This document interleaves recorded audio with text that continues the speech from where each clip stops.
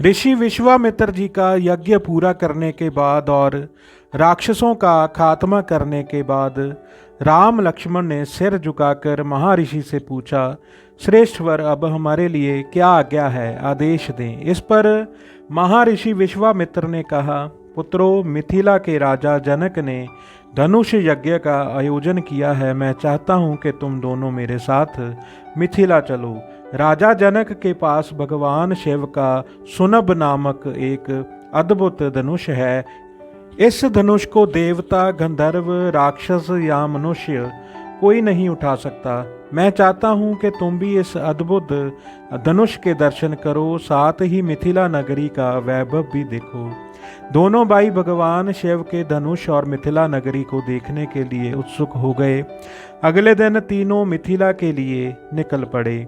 अब तक राम, लक्ष्मण और महर्षि विश्वामित्र के बीच की दूरी कम हो गई थी। दोनों के मन में नए स्थानों को देखने और उनके बारे में जानने की जिज्ञासा थी।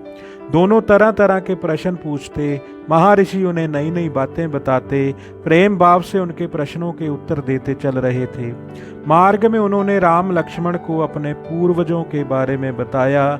महर्षि ने उन्हें शिव पार्वती के प्रसंग, कार्तिकेय के जन्म, स्वर्ग से पृथ्वी पर गंगा अवतरण कथा, देव असुर युद्ध, समुद्र मंथन और उनसे निकले 14 रत्नों आदि के बारे में अनेक कथाएं सुनाई।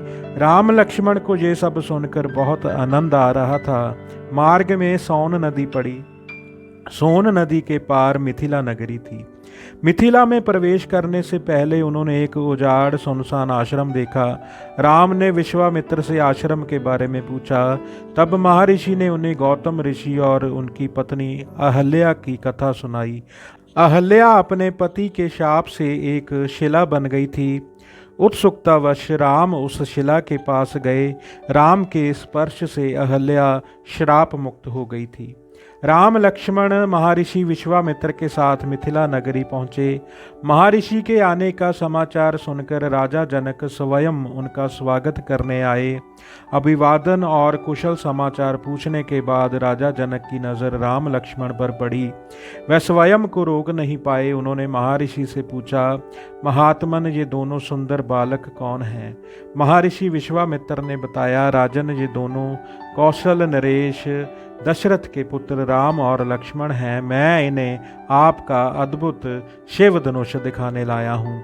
राजा जनक ने महर्षि और दोनों राजकुमारों को एक सुंदर वाटिका में ठहरने की व्यवस्था की। भोजन और आराम करने के बाद दोनों भाइयों ने महर्षि विश्वामित्र से मिथिला नगरी देखने की इच्छा प्रकट की। महर्षि ने सहर्ष इसकी अनुमति दे दी। राम लक्ष्मण मिथिला नगरी की शोभा देखने निकल पड़े। मिथिलावासी दोनों सुंदर राजकुमारों को अपनी नगरी में देख आश्चर्यचकित थे। सभी एक दूसरे से उनका परिचय पूछ रहे थे, उनके बारे में आपस में बातें कर रहे थे। राम लक्ष्मण भी मिथिला नगरी की सुव्यवस्था और सुंदरता देखकर मुग्ध थे। अगले दिन महर्षि विश्वामित्र राम लक्ष्मण के साथ यज्ञशाला आए। एक बड़ी सी लोहे की पेटी पर, जिसमें 8 पहिए लगे थे, शिव धनुष रखा था। वहां उपस्थित विभिन्न देशों के राजा महाराजा उस विशाल धनुष को आश्चर्य से देख रहे थे। निश्चित समय पर सबने अपना अपना स्थान ग्रहण किया।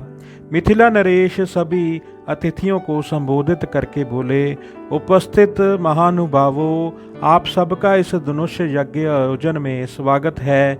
ये अलौकिक शिव धनुष है। मैंने प्रतिज्ञा की है कि जो इस शिव धनुष को उठाकर उस पर प्रत्यंचा चढ़ा देगा, मैं अपनी बेटी सीता का विवाह उसके साथ कर दूंगा। ये कहकर राजा जनक अपने स्थान पर बैठ गए। मन में ये प्रश्न लिए, क्या मेरी प्रतिज्ञा पूरी होगी?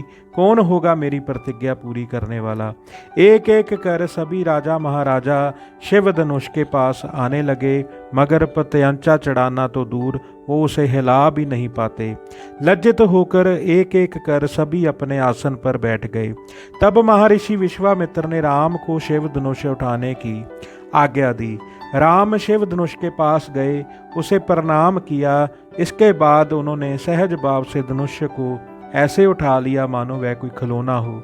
फिर महर्षि की ओर मुख करके बोले, गुरुवर, क्या मैं इसकी प्रत्यंचा चढ़ा दूं? विश्वामित्र ने आज्ञा दी, अवश्य पुत्र। गुरु की आज्ञा मिलते ही राम ने धनुष को ऊपर से दबाकर उसकी प्रत्यंचा चढ़ानी चाहिए, मगर जोर की आवाज के साथ धनुष्य बीच से ही टूट गया। सभी लोग कभी राम को कभी टूटे हुए शिव धनुष की ओर अवाक होकर देखने लगे। राजा जनक की आंखें छलछला उठी। आखिर उन्हें अपनी बेटी के लिए योग्य वर मिल ही गया। सीता ने राम के गले में वरमाला डाल दी। राजमहल मंगल गीतों से गूंज उठा। राजा जनक अपनी पुत्री सीता के लिए राम जैसे सुंदर और शक्तिशाली वर को पाकर फूले नहीं समा रहे थे। उन्होंने गदगद स्वर में महर्षि विश्वामित्र से पूछा, मुनिवर, आपके आशीर्वाद से मेरी प्रतिज्ञा पूरी हुई है। मुझे सीता के लिए योग्य वर मिल गया है। यदि आपकी आज्ञा हो तो महाराज दशरथ को विवाह का शुभ संदेश भिजवाया जाए। विश्वामित्र ने मुस्कुराकर कहा, अवश्य, शुभस्य शीघ्रम। महर्षि की अनुमति मिलते ही राजा दशरथ के पास बारात लेकर आने का निमंत्रण भेज दिया गया। व्यवहार कुशल दूतों ने राजा दशरथ को मिथिला नगरी का सारा समाचार और राजा जनक का संदेश सुनाया। राम द्वारा शिव धनुष तोड़े जाने की बात सुनकर दशरथ को प्रसन्नता बहुत हुई।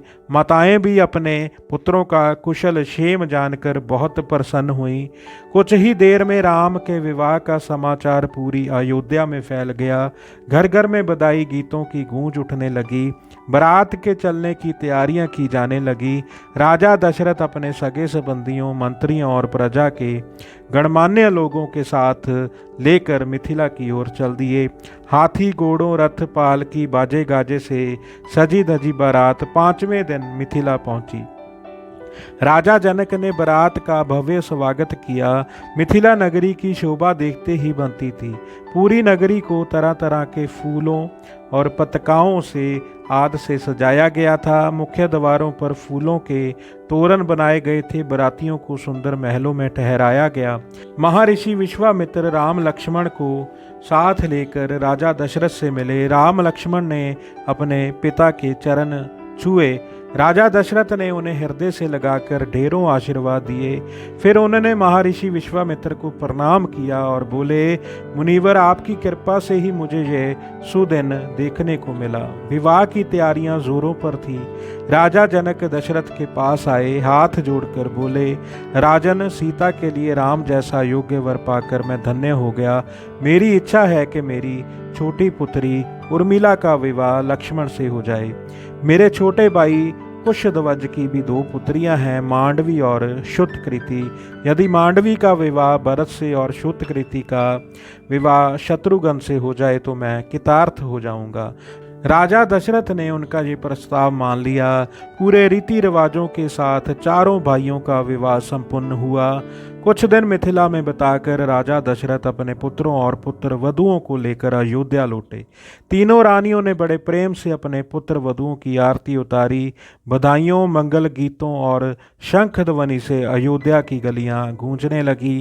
राजा दशरथ ने दिल खोल कर सबको यशोचित दान दिया। अपने चारों पुत्रों के लिए सुंदर, सुशील और संस्कारी वधुएं पाकर वह अति प्रसन्न थे। ऐसा लग रहा था मानो संसार भर की खुशियां उन्हें मिल गई हों और वो खुशियां सारी अयोध्या में आ बसी हों।